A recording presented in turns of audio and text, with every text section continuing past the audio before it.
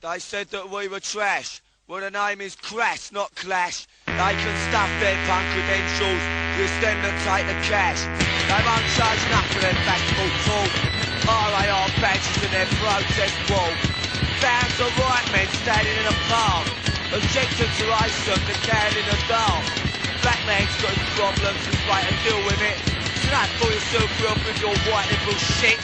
If you care to take a close look at the way things really stand, you'll see we're all just niggas to the rulers of this land. A typical CRASS gig would be a big hall with banners everywhere, very dark, a lot of people milling around, drunk punks collapsed at the back, a few skinheads trying to cause trouble, a real air of atmosphere of tension, always on the lookout for trouble starting. Probably a rumour going around that there were 500 National Front skinheads coming to beat the shit out of us, so just waiting for the doors to burst open. And then getting on stage and being spat on and sometimes things thrown at you, but just like real sort of tension. Not for me, that's your fault, sweeping up from not your fault. Not for me, to that right, just to put in any gun. People lost me, lost I do. Such them, I wouldn't you. You and bunch of us that made a record, not the society. Standing on up, jump on it, but I'm coming shit, man, it did. Like a fly, a silly rope, all I are, singing fools. You gave us conscious money. I think what CRASS was trying to do, but it had to do it in an orderly way, was to say that it is possible. You know, it's possible to exist outside of the framework.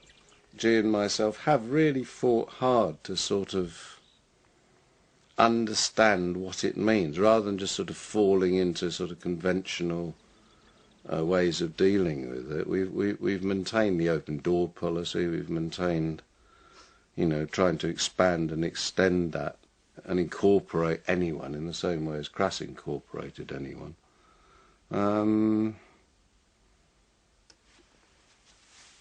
Against a society which actually has been increasingly closing its doors. You know, I think that, you know, from the 70s, which was really our sort of era in a way, you know, the sort of liberationist era, you know, the fight's got harder and harder and harder.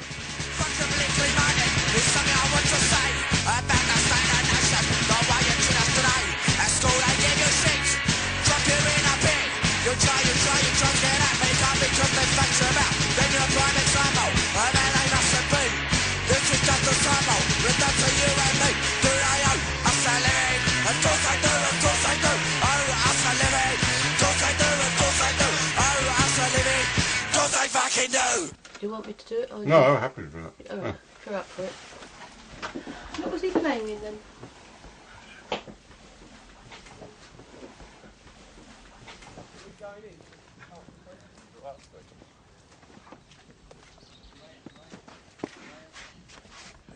You coming in? Yeah.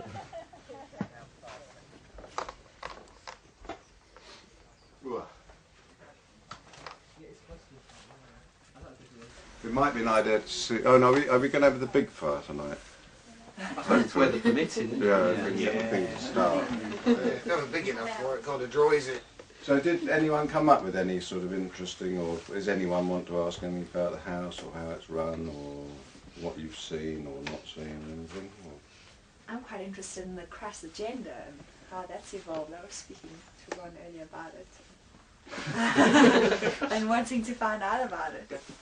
When I opened the doors up here, which was 40 years ago, whatever it was very much with the idea of being a creative centre. I mean, we were always organic because it's more sensible and it's cheaper, but always the prime reason for us being here, and most of the people who've remained as residents here have been artists or writers or filmmakers or musicians. And then in our spare time, effectively, we tend the garden and do all that stuff. And we've done masses of projects, you know, and CRASS was the only project that ever became sort of renowned. It was a punk band, very, very political, very much I mean, our major statement was there is no authority but yourself. You know, in other words, life's your responsibility. On the one hand, we're sort of viciously opposed to what then wasn't known as globalisation, but we defined as just being rampant capitalism. So on the one hand, we had a very political agenda, but on the other hand, we had a very DIY agenda of basically, well, get a life, sort yourself out, you know.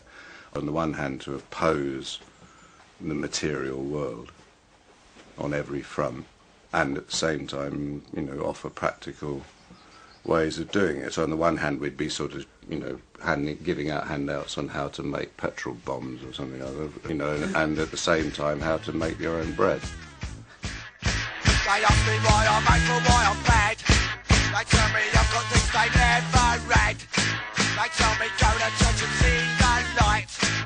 'Cause the good Lord's always right. So what? So what? So what if Jesus died on the cross? So what about a fucker? I don't give a toss. So what if the master walked on the water? Don't see it, try to stop the slaughter. Say I wouldn't have to live from bins if I would go and look and confess my sins. Say I shouldn't commit no crime, 'cause Jesus Christ is watching all the time. So what? So what? So what if he's always over my shoulder? Realise the truth as I get older. Then to see what a connie is, because it's my life, my notice. But I say they're gonna send me away. Say they're gonna make me pay.